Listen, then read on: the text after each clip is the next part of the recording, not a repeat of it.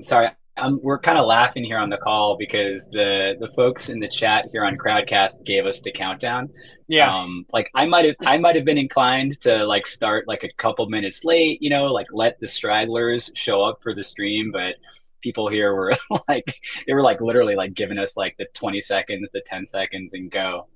So yeah, so thanks for that. Thanks for the motivation. Awesome. Well, look, welcome to this live stream. Welcome to all the folks who are here on Crowdcast, and everyone who is watching on Twitter. I guess some people call it X, but I'm going to call it Twitter, or watching on LinkedIn.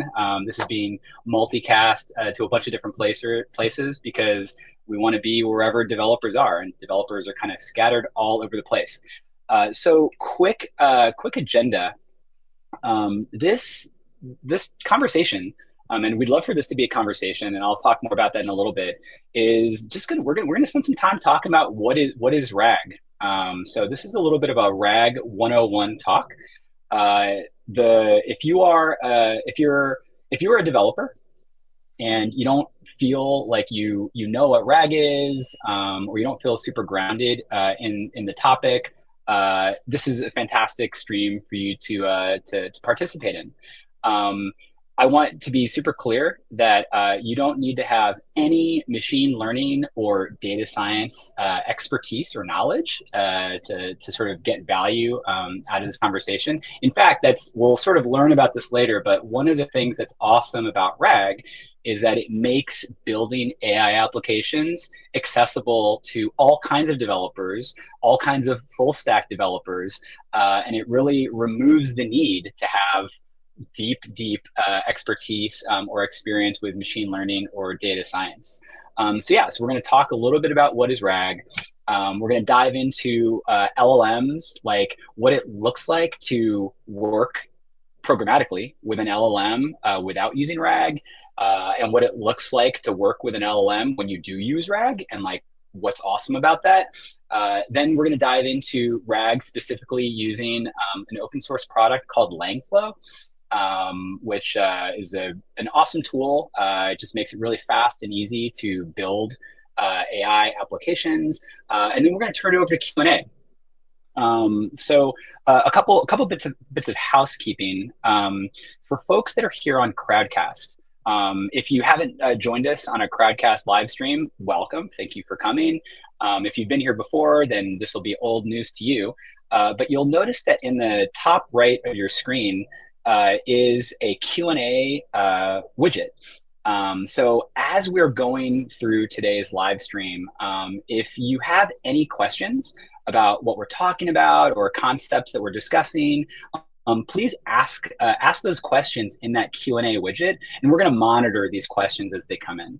And you'll also notice that kind of like Reddit or Hacker News, you can vote up questions that you see. So like if you go to the Q&A widget and somebody has asked a question that you think is a great question and you would also like to know the answer to that question, please vote up that question. And we'll kind of see how it goes. Like we may get to some of these questions like in real time as the live stream is happening, and we will also have like a nice Q&A segment on the back end of this live stream, so we make sure to get through folks' questions. I wanted to remind everybody, because this question comes up a lot, like this live stream is being recorded, and it's going to be available for everybody publicly after the live stream is over. And we're going to send an email to everyone who joined us with a link to the recording of this live stream, along with like links to resources that we're sharing. Like we're going to show you guys a bunch of code notebooks, repos, like all the resources that we review like in this live stream. We'll make sure to share them as an email after the fact. So who is on this live stream? So we're going to go around the horn and introduce ourselves. And I have, in addition to sort of the basics, like, what's your name? Where do you live? What do you do? I always ask everyone who's on one of these streams kind of like a fun personal question. And David and Alex have not been given access to this. I've not told them what this question is, so they're going to be as surprised as you when I ask it. I'm going to have so I'll go last. So I'm going to start with David. So like obviously like tell us maybe where you're located, what do you do, and then the fun getting to know David question for everybody is are you a Marvel person or a DC person? Ooh, fun. Well, hello everybody, and again, thank you for joining. I'm David Jones Gilardi. I'm in Orlando, Florida, in the United States. So, for those of you who are not familiar with it, you may be familiar with Disney World or Universal, like all of the parks and things like that are here. Um, and I've been, I'm a developer relations engineer. I've been coding in various languages and doing databases for upwards of 30 years and in a lot of different areas in defense and things like that. And these days, I'm a Gen AI nerd, really. I'm focusing on Python, and I'm just, having fun with all of the Gen AI stuff. Now, to your question, Carter, oh, man, I got to say Marvel. I would say, though, I'm going to start with that, but I'm going to preface it with when we're talking about the movies, I think Marvel's really done a spectacular job compared to DC. But when we're talking about the comics, bit different. And that's I don't have just a straight up I like this one better or the other. I was always a fan of both. But movies wise, I go for Marvel. All right, fantastic. Okay, so now we're gonna, and by the way, I'll explain why I'm asking this question later. So I'm gonna turn it over to my friend Alex. I'm Alec. I'm a Marvel guy. I'm based in Seattle, and I lead our developer ecosystem team, building Gen AI integrations that we'll show you a little bit of in a bit. Over to you, Carter. Awesome. Thanks. All right. My name is Carter Rabasa. I work with David on the developer relations team here at DataStax. Like Alex, I am located in Seattle, Washington. And the reason I asked the question was because I took my kids to go see Deadpool versus Wolverine this past weekend. So this is sort of top of mind for me. However, I'm going to cheat and say neither. I'm a Dark Horse guy.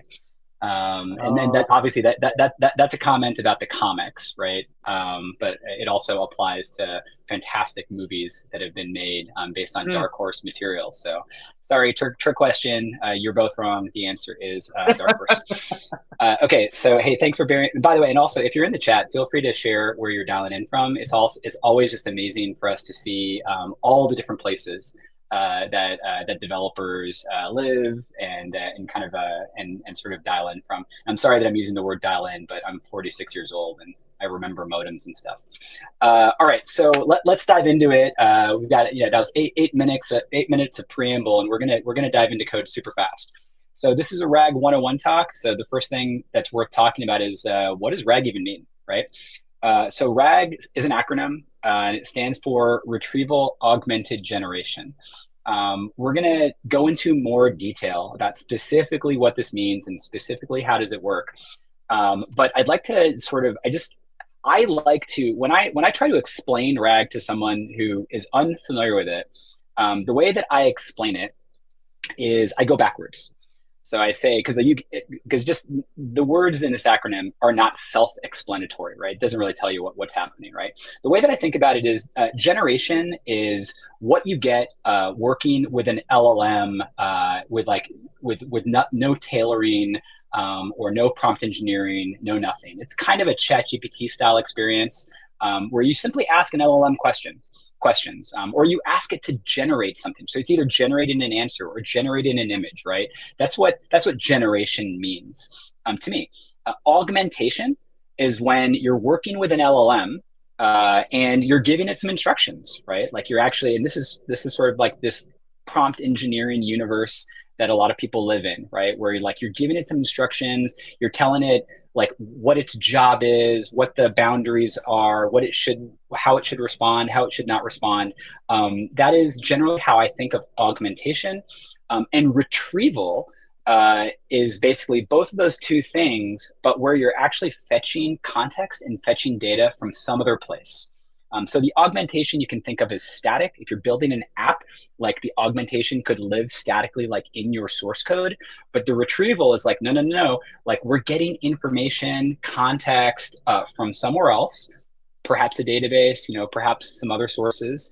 And then in conjunction with the augmentation and in conjunction with the generation, like we're getting some really cool result. So I hope that's helpful. Like I said, we're going to go into way more detail. But that's kind of how I think about RAG, and I kind of think about it backwards. Why RAG, right? Like why are we doing this live stream, and why does anybody care? I won't. You can look at that diagram, but at a super high level, there are just LLMs are arguably one of the most important like technical innovations that have happened in the last 2 years. I mean, I think that's kind of, people can argue about this, but I think it's pretty like it's. I don't think it's very arguable. Like they're one of the most impactful technical innovations that have happened in the last couple of years. However, there are problems, right? Like LLMs. I talked about how you don't need to have learning experience to build AI apps because of RAG. Well, the people who build LLMs have to have machine learning expertise, right? Like LLMs are trained offline on massive amounts of publicly available information. So there are incredibly knowledgeable, experienced people who build all of these LLMs, and there are dozens, maybe even hundreds of LLMs that application developers can build on. But once again, they're trained on this massive corpus of data, and then the training stops. So if you want to build applications that answer questions or can provide like intelligent experiences based on data that the LLM wasn't trained on, like you're kind of out of luck because the LLM simply doesn't have access to that information. This applies to the second bullet point to your business's like proprietary or domain specific information, right? Like whatever app you're building, like you're building a new social network, or you're building a better version of Goodreads, or like you're building a better version of Kayak or something. Like whatever your app, whatever data your app is built on top of, by definition, like the LLMs probably don't have access to that data, right? So they can't. If you want to build an intelligent like assistant or advisor or something that's built on top of your own proprietary data, there's kind of an open question of like how the LLM would even have access to that information to be able to build the better experience for the user. And then this is related to the two things above. Like LLMs just don't have access to real-time information. There are, there's a lot of incredible companies that are building smarter and smarter and smarter LLMs, like OpenAI, Anthropic. I mean, there's a lot of money is being poured into this industry to build more and more capable LLMs that have like more and more updated information. But ultimately, it's not real time. Like even the absolute state of the art best LLMs are simply not going to have access to real time information. So these are problems that application developers have trying to think about like, well, look, like I want to build more intelligent experiences for the users of my applications, but because of these 3 bullet points, like I don't understand how to tie into like the capability, tie like my application into the capabilities of an LLM. And RAG is not a product. You don't go to the Walmart and buy a RAG. RAG is just a technique that Alex and David are going to show you. It's a technique that application developers can use to help the LLM to provide context for LLMs and help it to sort of provide more relevant and like better answers to questions, or better generation to prompts that users have. So rather than me continuing to talk, I'm going to turn it over to Alex, and he's going to dive into some code examples of like what it looks like to work with an LLM programmatically without RAG, and then what it looks like to work with an LLM programmatically with RAG, so that you get a real grounded experience on like what the difference looks like and like what the benefits are. So I'm going to go ahead and turn it over to Alex. All right. Cool. So I'm going to show a really basic example of why you need to use of why RAG is valuable. So I kind of made the questionable life decision of buying a old Land Rover, and I use RAG to find replacement parts. So I'm just going to walk you through kind of the code of what life looks like before RAG and after RAG, and all this will be shared, so you can try it after this. So the first step here is we're installing our dependencies. For this example, we're basically using 3 core pieces of tech. Unstructured, which is a popular GenAI ETL tool, right? You need to get kind of your corpus of documents into a vector database. We're using unstructured to do that. We're using LangChain. LangChain is the popular orchestration framework, right? So rather than learning a bunch of different APIs, we interact directly with LangChain, which then kind of calls these APIs in the background. And then we're using OpenAI for the LLM and our embeddings. So this is pretty basic here. I'm just installing all the dependencies.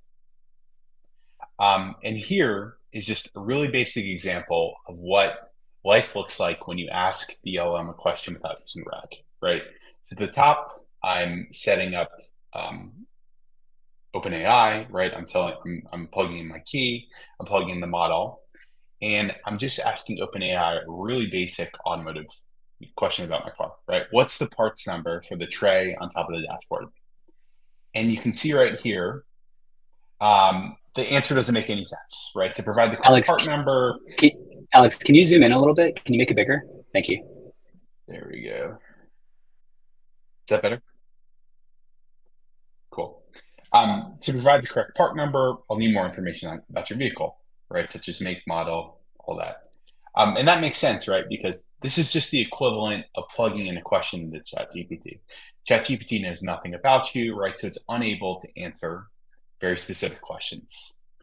So this is where kind of RAG comes in to help ChatGPT gain the necessary context to answer these questions well. So for this RAG example, I'm going to take just a couple basic PDF parts manuals, right? So I have one just kind of manual on like how to fix things. So this is a 1,000-page PDF, right? You can see 864 pages. And then I have another PDF that shows all the parts for the car, all the part numbers, where to buy them, all that. So right here, all I'm doing is downloading these PDFs. Here we can see they've been downloaded on the left-hand sidebar. And this is where it starts getting interesting, right? So now what I'm doing is I'm using unstructured technology to read parse all these PDFs, chunk them, and write them all to AstroDB, right? So unstructured makes it super easy to build these basic pipelines. I set up kind of the files I want it to read. I configure the embedding model, and then I hit run.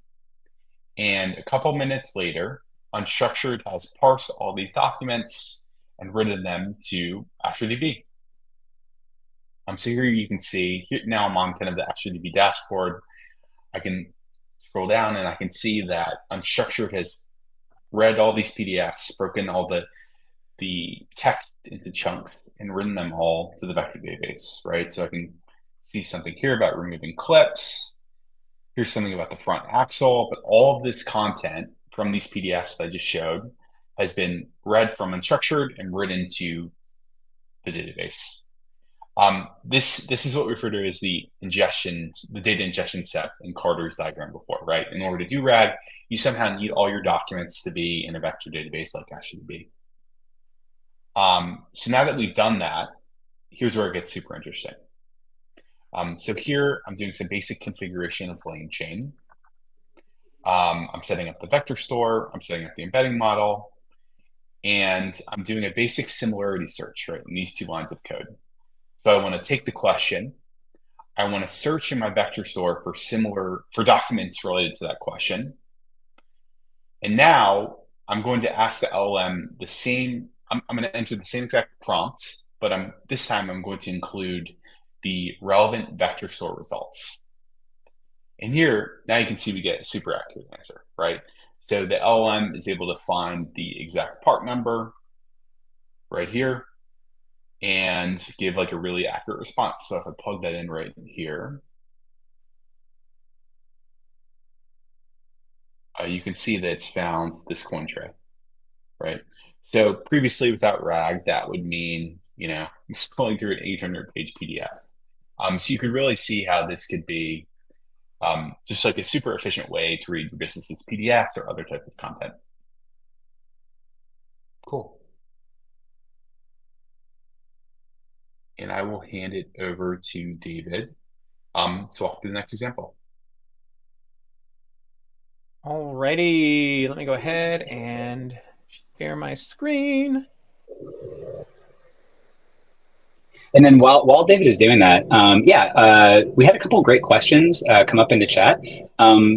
Feel free to use I've already migrated some of those questions to the actual Q&A widget. But feel free to ask your questions like directly in the Q&A widget, and we'll make sure to run through all of those during the Q&A session.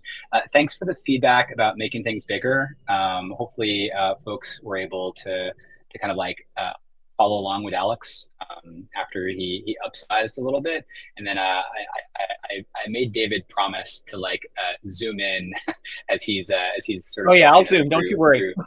Yeah, no worries. Awesome. Awesome, cool. So yeah, David, take it away. Yeah. So what Alex was just showing you a moment ago, a Colab notebook using some Python, things like that, pretty much in raw code, right? You could absolutely do a RAG pipeline that way. Another potential option, though, is to use a tool like Langflow. So this display you're seeing here, this is a free open source tool called Langflow. This is part of DataStax's GenAI stack. Now, what you're seeing here on the screen is, I've got some flows in play and stuff, but what I really want to show you is when you first build up, like you start up Langflow, right? You're going to have like a blank canvas. And Langflow allows you to visually construct GenAI workflows. So a lot of what Alex was just showing you, there's a GenAI flow there, but you kind of have to read the code and understand what's going on. You're limited to Python and so on and so forth. So when I first start Langflow, I might go to something like this new project here in the top right-hand corner, and I can pick from all these various templates. Now, the one that we care about today, right, is this vector store RAG. So what I've done is now I'm purposely zoomed out. I will zoom in just a moment. And David, not to interrupt your flow, no pun intended. For folks that are watching, like you're showing off a really cool tool. It looks like you're in a browser. Like, how did you install this? Like, how do they? We'll send instructions later, but like, what are we looking at? Yeah, so Langflow itself is in Python, so this would be like a pip install Langflow kind of thing. So I am running this locally, right? You can see right here. I don't think it's going to zoom that much, but yeah, I am running this locally. You could do it, let's say, with the Docker container. You could deploy it on things like it's on Hugging Face Spaces. You could deploy it to Railway, Render, all sorts of different options from that standpoint. But it is just a pip install, right? At the end of the day, because it is, we are working with Python in this case. It's cool. And I just wanted to kind of like level set for folks that are watching. So like David's showing off a tool that any one of you could pip install. It's completely open source, completely free, completely vendor agnostic. And then like this sort of like visual editor that you're seeing is a web-based application that's running locally on his computer. Yes. Awesome. And then like conversely, what Alex was showing you with our Astra database. That's a hosted serverless database where all of you can sign up for Astra for free, like at no cost as developers. But it is a hosted serverless database that you'd be interacting with. So just wanted to make sure everyone was kind of clear about the difference between these two tools. Sorry, David, I'll let you get back to it. Yeah, no worries. So from a RAG pipeline, right? What Alex and Carter have been talking about up until this point, we're really seeing that we're seeing that here implemented in this visual flow. So why I'm zoomed out. So this would be the vector RAG template, before modifications or anything. It looks like this. And notice here, there are actually two different flows in here. You have one that I'll call like the generative flow. So when Alex was talking about the data that he was showing you in the database and in structured and things like that, there was some process that was actually iterating through PDFs. It was chunking through the data, storing, converting the relevant meaty parts of the data into vector embeddings, putting in a version that the GenAI, the LLMs can understand and the vector search can understand, and then storing that in the database. So that's this part of the flow. Now, in this case, in Langflow, I have filled out some of the information. I've actually got a database right over here in Astra. I have a collection called Langflow. So I've filled out some of these details, but the template itself. So if I were to just go, I'm just going to go back real quick. And if I just said vector store RAG, right, it'll create a template that looks just like this. So you already have the logic and the flow of your GenAI, your RAG pipeline already kind of worked out for you. All right, so let me go back here to the one I filled out.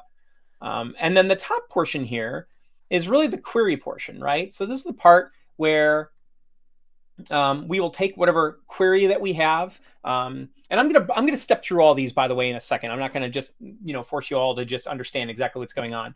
But it allows me to perform some type of query, get the data from my database. So this is a really key part of the RAG portion, right? The retrieval part. So when we're going to augment the generation of our LLM, we need to retrieve some data that we're going to inject into its context, right? And we're going to step through that here in a moment. So this is the portion that you're seeing, right? I'm going to do some retrieval from my vector store, pull that data out. I'm going to inject that into my context. Let's change that to, hopefully I didn't just blow everybody's eyes out of their heads there by changing to the light mode, but hopefully that renders a little better. So here, this context, right? Hopefully you can see that pretty well. This context here in Langflow, this is the part that when I am asking an LLM a question, like if you were in a ChatGPT right now and you actually said, given the above context, and you gave it some context, you could actually start to augment the knowledge of the LLM. We're just doing that with a database here programmatically. All right, so let's back out just a little bit and let's look at some of the components here, right? Because I jumped right into this flow. So you'll notice on the left-hand side, you'll see all these components. So Langflow has all sorts of components that you can use to build flows like this, right? You have some kind of input mechanism, so you can interact with it and talk with it, ask a query. Again, similar if you were in Anthropic or ChatGPT and you're typing something into it. You have a prompt, right, where you can give it instructions. It's essentially what a prompt is doing. All right, so I'm going to give some instruction to the LLM on what I want it to do. Now, something I want to point out here is notice these curly braces. Notice how I have this variable in these curly braces. So I have curly brace context, curly brace. And down here, curly brace question, curly brace. Well, a really neat feature of Langflow is if I encapsulate any variable names like that in curly braces, I say check and save, it will then expose those as inputs, right? So what this makes it, what this really does for me as a developer is it makes it super easy for me to just wire up my flow without having to do this programmatically, right? Now, for those of you who are core developers and things like that, you're like, but okay, this is great. This is so cool. I can wire all this stuff up visually, but can I get at the code? Absolutely, right? So underneath the hood of any of these, if I click on one of these components and I go into the little code block part there, it's all Python. Right? This is all Python under the hood. You can modify this stuff. You can make custom components, all sorts of things. I'm not going to delve too far into that because I want to get back to the RAG thing, but I'm kind of using this as a way to just kind of showcase some of the cool things you can do here visually. And this allows you to focus on your GenAI stuff in your RAG pipeline. And then you can wrap your application around the API. All right, so let's go ahead and take a look at first case. What I've done here is similar to what Alex was showing you. I do have a collection, but it's empty. Right? So yes, I have my RAG pipeline hooked up, but if I were to come in, and by the way, in my particular case, I happen to, I'm going to feed it some information here in a second. Let's see. So, kind of going back to what Carter was talking about with RAG in general, if I just go to an LLM, any LLM, and I ask it something open-ended like this, when did I start coding, right? It's not going to know anything about who I am or anything like that. So you can tell by the answer, hey, I'm sorry, I don't have any information about when you started coding. Provide some details or something. So this is like the core of like RAG. This is what I want to get at. So again, my RAG store is empty, right? So what I'm going to do with Langflow is I have fed it a PDF. This PDF just happens to be on my particular career, right? And so we're going to go ahead and I'm just going to run this. Now let's step through what it's actually doing, right? So this is the generative portion. So one, I'm giving it some kind of input. Is it limited to a file? No. You could be a directory. It could be a URL. It could be an API. It could be all sorts of things. Can I control the inputs programmatically? Absolutely, right?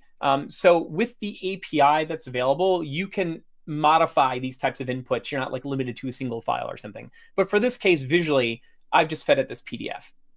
Now, what I need to do is I need to iterate through that PDF, right? So I'm going to iterate through it. I'm going to chunk out the data, and then I'm going to essentially go say every 1,000 characters, I'm going to take every 1,000 characters, going to convert those with some embedding model. In this case, I'm using OpenAI embeddings, but something I want to point out about Langflow, and Carter mentioned this earlier, it's model agnostic, right? So if you take a look at all the models here on the left, there's also Ollama support if you have your own local models. right? There's all sorts of ways that you can kind of match things up and use whatever models you want to, just using OpenAI in here, for example.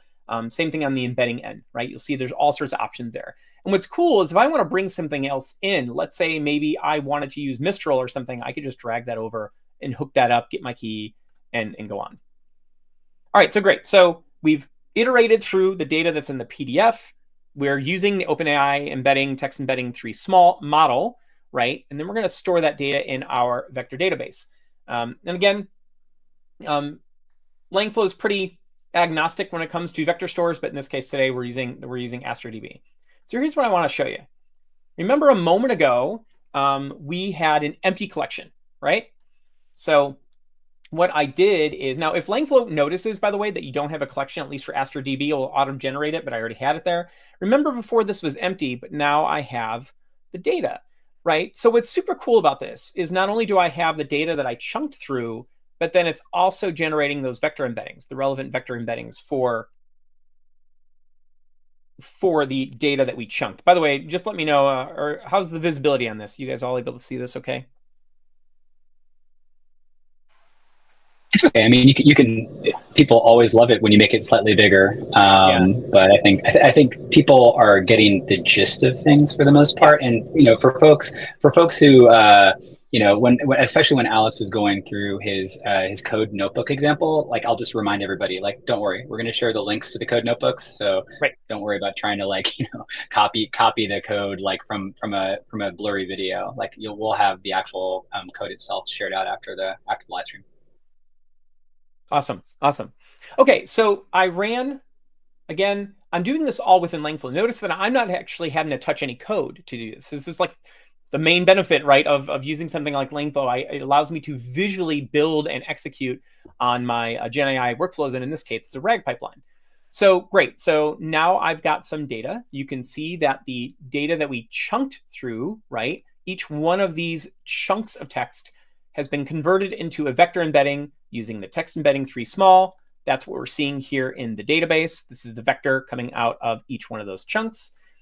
And now I have the query portion. So if I pull back a little bit, we're going to zoom into the top here. There's a couple things going on here that are kind of important. One, the question, whatever the query is. In this case, I'm asking, when did I start coding? I'm actually going to go ahead and run this while I'm talking here. Let's do that. So I asked this question, when did I start coding? But I can't just say, when did I start coding, and somehow search that against vector embeddings that are these huge n-dimensional arrays, right? That won't make any sense. So what I need to do is this query also needs to be converted into the same embedding space, if you will. So you'll see again that my search input, I'm wiring this up to my search input of my database, my vector store in this case, AstroDB. But then we also have the same tie-in to the same embedding model. And that's super key, right? Notice that I'm also using text embedding 3 small from OpenAI, the same thing we used down here when I generated the data. And why is that important? Because the different embedding models are going to have, they have different parameters and properties and stuff they're using to encode the semantic data from whatever, in this case, the my text blobs into those vectors that you see. So if I mix and match models, especially from different providers, you're probably not going to get matches, right? So you need to make sure you're using the same one. So again, this chat input is how I'm going to talk to it. It's going to take this particular query. It's going to convert it into the same embedding space as the data that we converted our RAG data into.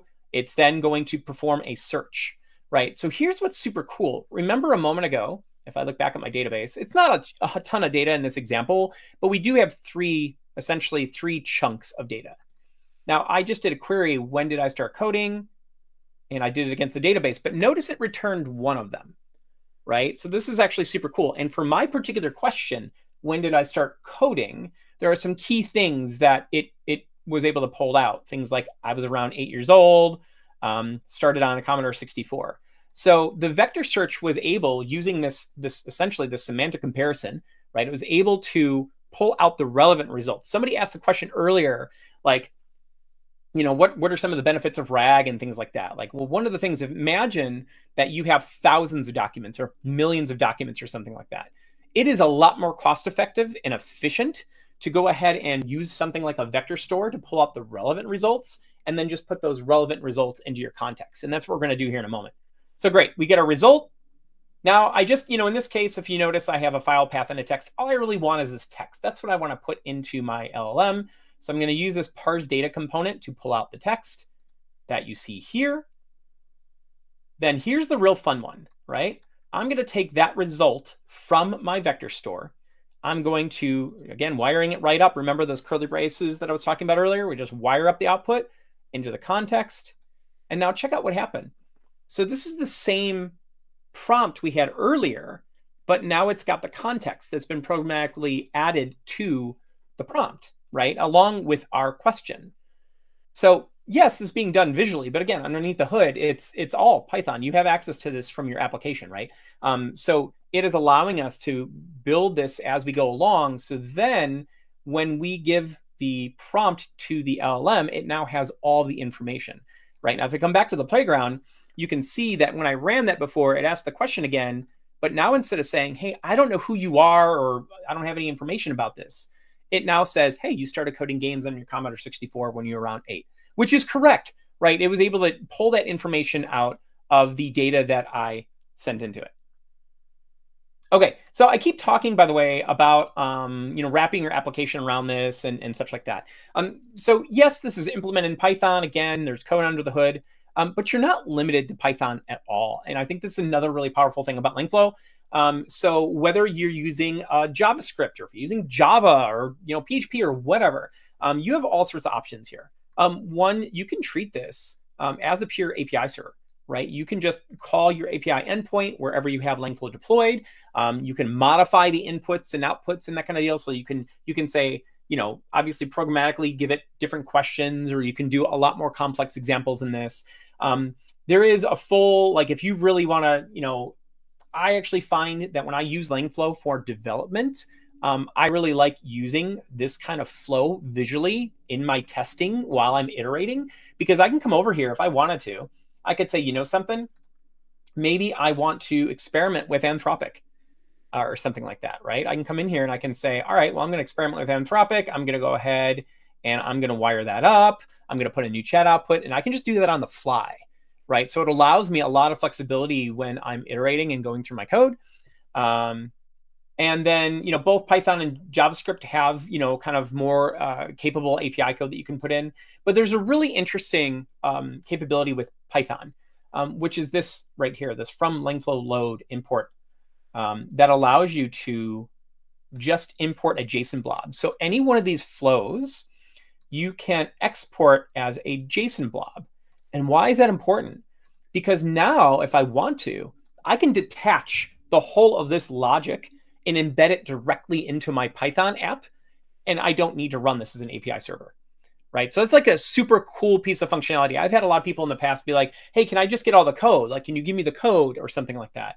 And while, yes, you can go to the individual components, you can pull out the code and everything like that, the fact that I can just download the whole blob and then import that right into my app means that I don't really need to worry about the individual code if I don't want to, right? I can just get all the logic and everything, put it in my app, and then focus on what my application is doing. All right. So with that, let's see. How are we doing on questions there?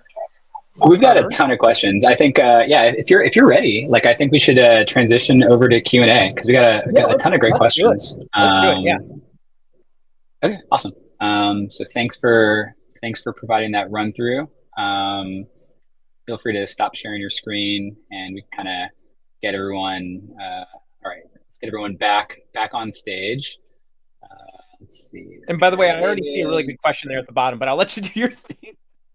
No, it's all good. We've got a ton of great questions. Awesome. So David, thank you so much for a whirlwind tour of a really powerful tool for developers, right?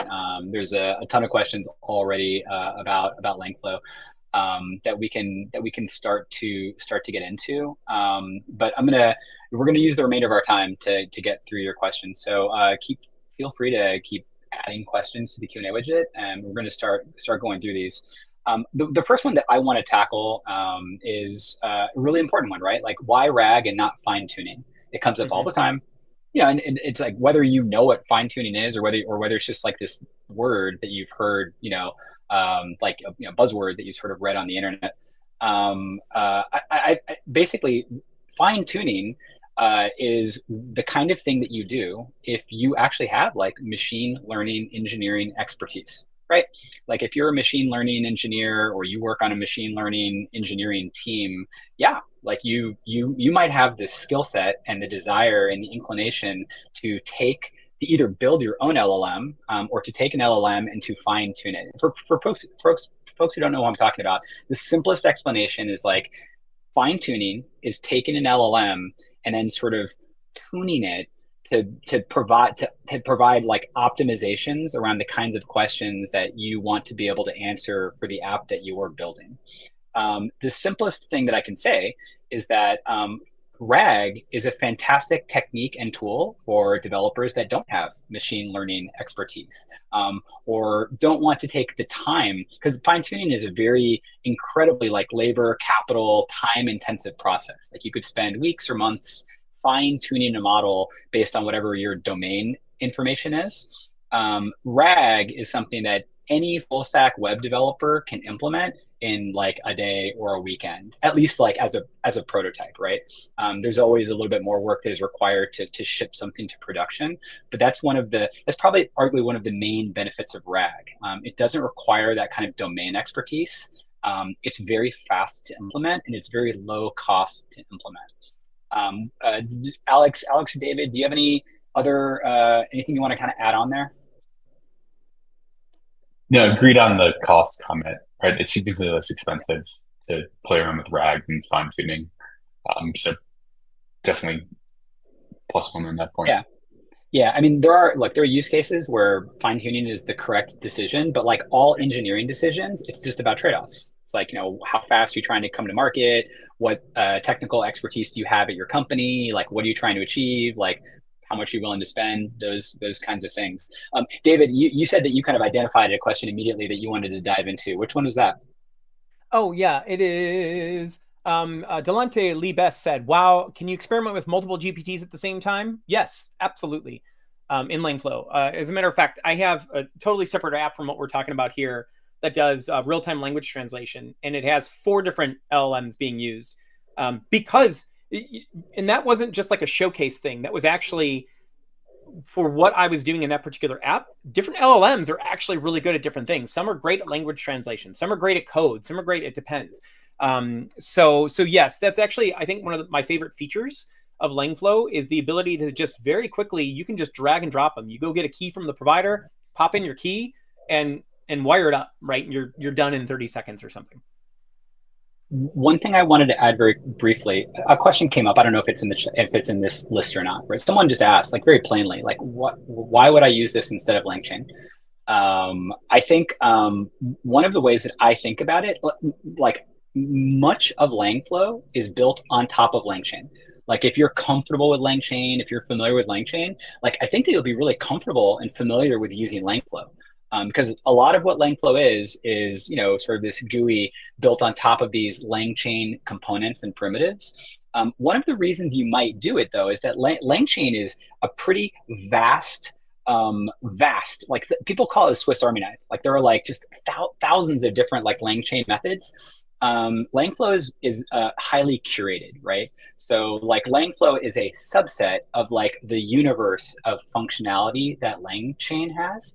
And it's curated with an optimization towards RAG applications and an optimizations towards like using the parts of LangChain that are actually like up to date, that aren't broken. So if you're, even if you're familiar with LangChain, like you might, I would definitely ask you to check out Langflow to see if it's missing anything that you actually like use all the time from LangChain. So I just sort of think of it as like an opinionated, curated tool that developers can use to build these AI flows. And also, it is because it's built on top of LangChain. If you want to use things like Langsmith, which is LangChain's observability service, you just get it for free. Like you build your AI flow using Langflow. You flip on an environment variable for your Langsmith key, and it just works with no extra added effort on your part. And something I'd like to add to that, Carter, from with using LangChain compared to Langflow. Conceptually, like, yeah, if you're the person who's in the code and you understand the LangChain libraries and what's actually going on in the code logic, that's wonderful. But conceptually, especially as some of the workflows become more complex, they are much easier to visualize, like conceptualize, when you can see them visually. And not only that, it's much easier to then present them to somebody else, right? And say, hey, this is what this flow is doing, and here's how the individual components can work. Could you do that in LangChain? Absolutely, right? But especially if you're showing it to somebody who might be a non-coder or want their involvement, then that's almost a non-starter, where when you see it visually, it just makes it so much easier. I find that in my own personal development, it's just easier to reference because I can take a look at it and I can see exactly what's going on in my flow.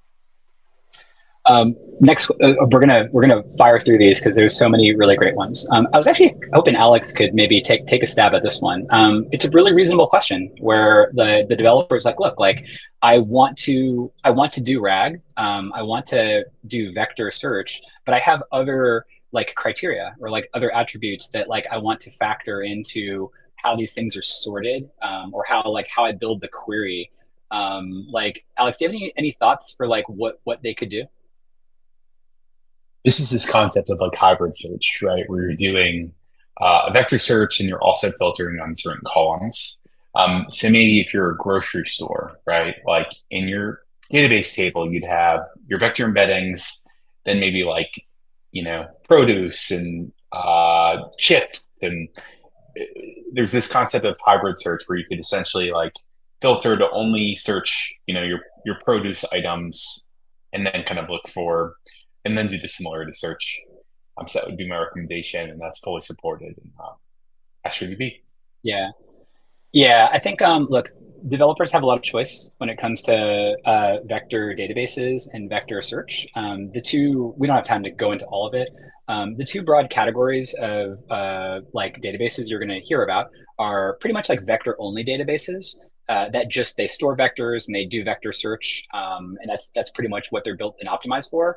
And then there are fully fledged application databases that also support vector storage and vector search. So AstroDB is in the latter category of database.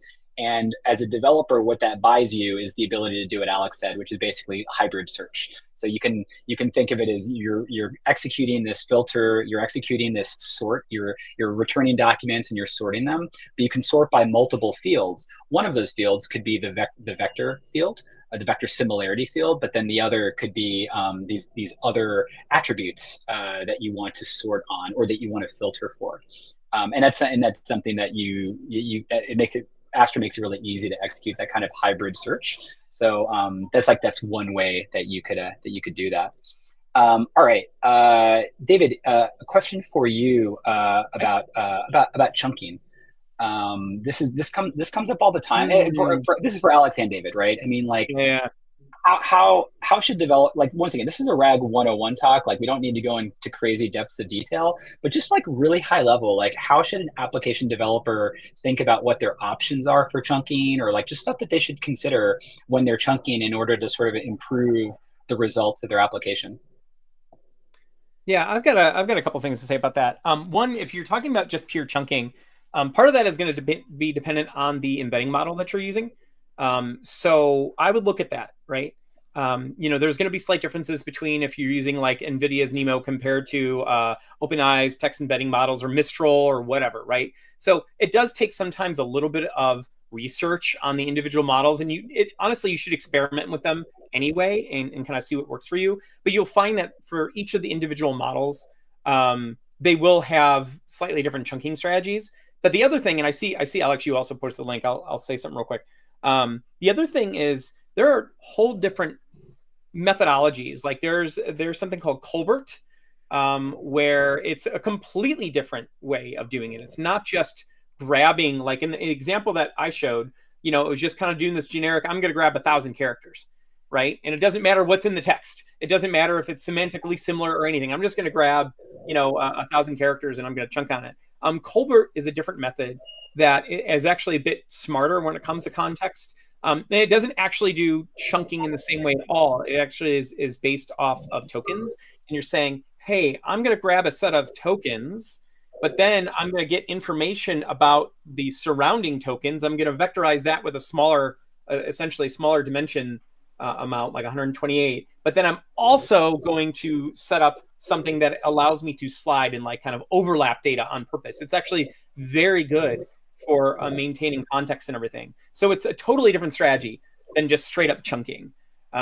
Yeah, so there's definitely multiple ways to do it. I think experimentation, a little bit of research on the models you're using goes a long way there. Yeah, Alex, you have anything to add there? I was just going to add, we heavily use this LangChain recursive text splitter. So might be interesting to take a look. They have some good docs with recommendations on chunk size and overlap. We also heavily use the unstructured for text splitting, chunking. So they all have super good resources. And we're also about to ship a blog, or we did ship a blog on chunking that we'll share after this as well. With some thoughts. Yeah, and I'll just say this, like super high level stuff, right? Like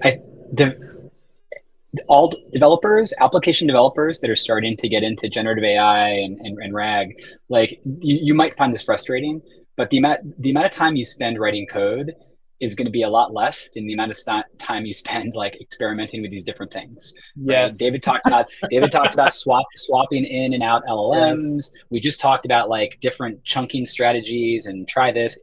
And like I think it's frustrating for some developers who are accustomed to thinking of their productivity based on the number of lines of code that they're kind of writing per day. But AI engineering is oftentimes more about like iterating, right? It's more about trying different things, looking at the results, tweaking some of those parameters, and then trying it again. This is true for prompt engineering, true for chunking, true for LLM choices.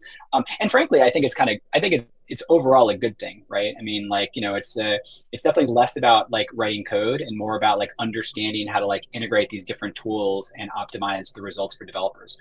Someone asked a really great question about the embedding part, right? And there's a bunch of really cool stuff that we're doing to like make this part easier. I thought Alex could maybe dive in a little bit. Yeah. So, can you explain? So the question is, can you please explain the embedding part in more detail? So basically, in order to perform a vector search, you first need to take kind of your document corpus and convert it into vector embeddings, which are basically just arrays of numbers. So basically how you do that is you call an external API. In my example, I used OpenAI. OpenAI will take that raw text, convert it into this array of numbers, and then you store it in a vector database like Astra. So we recently introduced this feature called Vectorize to make this entire process easier. So rather than kind of playing around with a bunch of external APIs, you can now use the ActionDB Vectorize API with a single API call, embed your data, and also write to the DB. So we can share more information on that. It's also super easy to embed your content with Langflow that David showed a bit as well. Is there a way to, and this is a question that's given that's relevant, is there a way to find out the quality of embeddings? Like, how do we know embedding is good or not? There's a bunch of rankings online on like the best embedding models that you can take a look at. If you will just like embedding model ranking, Hugging Face is a really good list. Yeah, and I think another recommendation that I've seen people implement and I think yield good results, like as developers, like we're totally accustomed to writing unit tests and like writing integration tests. Like you're basically going to do the same thing for these applications, right? Like you can build a test harness and a test suite that has a bunch of expected questions or expected prompts.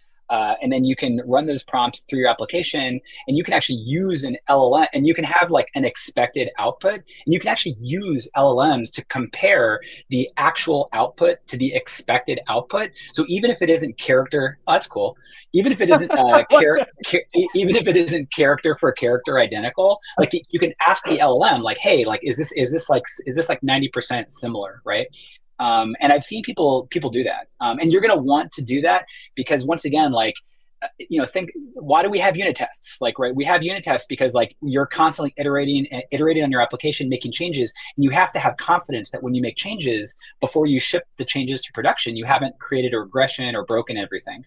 So this is AI engineering is just introducing, it's taking a lot of things that we're used to, but changing them into sort of a new form of those things, like for this generative AI age that we're in.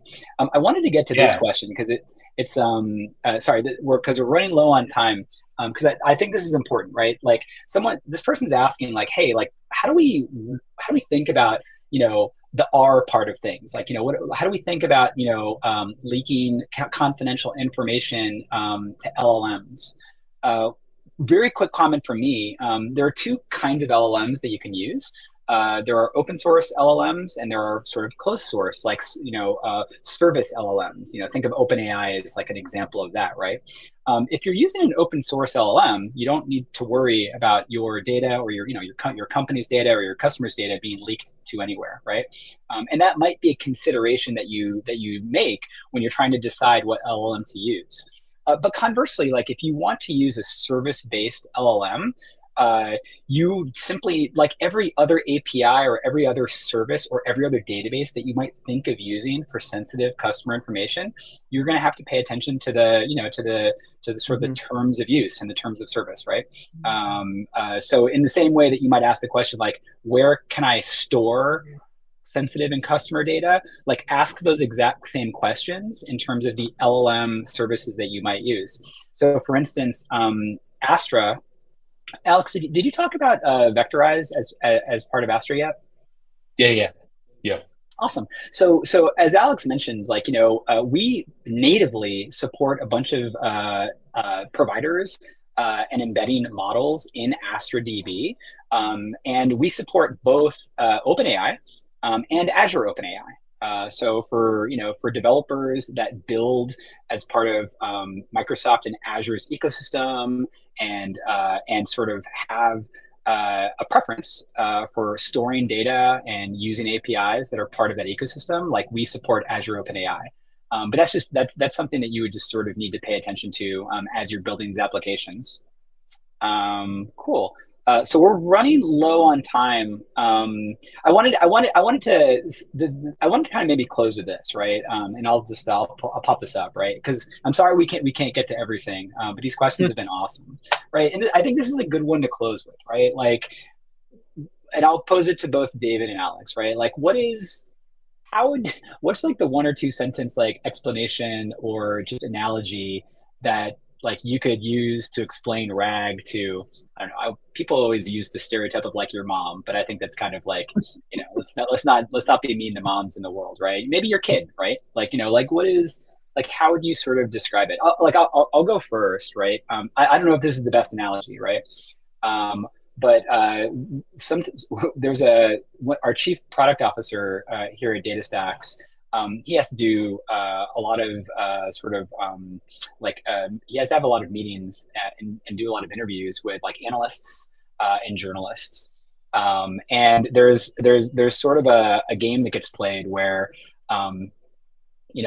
because people can ask like any kind of question and you have to have like information like available like on hand to be able to intelligently answer those questions, because you just never know what an analyst or a journalist is going to throw at you. And there are assistants, like there are people that work with Ed, our chief product officer, that like have that data like at their fingertips and they can sort of provide it to Ed so that he can sort of answer the question with enough context to like help the analyst or help the journalist sort of understand what the answer is. And I think that's kind of like a decent sort of metaphor for how RAG works, right? Where like the question or the prompt is just unknown in advance. But like you can use that question, that prompt to sort of like very quickly and efficiently like get some context and some information, and then you provide it to someone like Ed or someone else that like can sort of take that context alongside the original question and provide like a really great, like easy to understand answer for the person who asked the question in the first place. So it's like, I don't know, that's one thing that kind of came to mind for me. But David, I'm curious if you've got something better. Oh, I don't know. I'm actually laughing at Hugh Brown's comment there. It's, as you can tell, it's actually really hard. This is a hard one to put in a short explanation. But yeah, I would say it's almost like having, your business domain expert following you around, right? Because the way I usually explain it in terms of domains, whether it's my personal domain or my business domain, the LLMs just aren't trained on that. right? So it's like you've got your little business domain expert who's following you around, and so when somebody asks a question, they can immediately inject that context. Very similar to what Carter was saying, honestly. But that's my shot at it. I don't know. Alex, I'm not going to put Alex on. Alex, do you have like a pithy sort of like fun analogy? I can't come up with anything Should we better. ask ChatGPT for one? Don't want to disappoint you. So No, that was great. No worries. But look, I guess the other thing that I'll say, as we kind of close this out, like actually, it's not really an analogy. I think it's like a fact. Like if you are a full stack developer, right, and you have been writing, SQL queries or like no SQL queries for the better part of several years or several decades, building full stack web applications, like honestly, that's all this is, right? Like if you know how to build a CRUD app where like, the user shows up to your app and it wants to view the detailed description for some book that's in like your book database, and like how to do the select query, or how to do the NoSQL query. Like if you know how to build CRUD applications, I just think that you'll be super comfortable with RAG, right?